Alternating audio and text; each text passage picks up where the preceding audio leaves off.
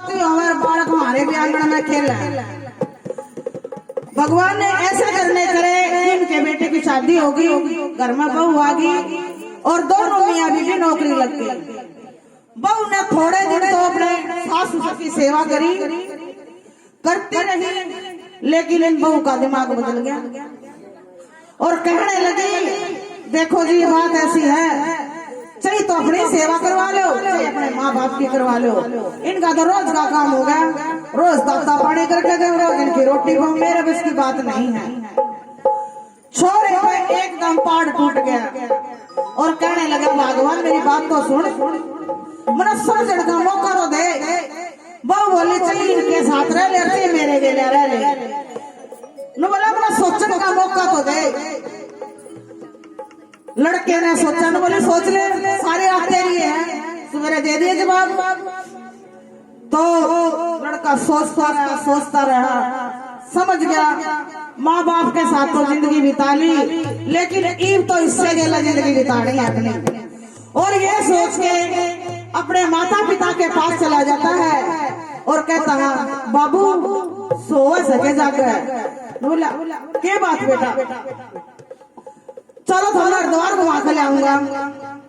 बोला, रहे श्रवण, पहले तो तना ना बताई, तू हरिद्वार लेकर चलेगा?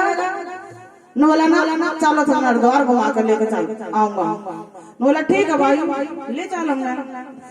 और इस बात के द्वारा क्या कहानी हुई उसके माँ बाप के साथ, अब आगे आप सुनिए। जननी माँ भी कर दी पराई, बाबोले मीठू पैरा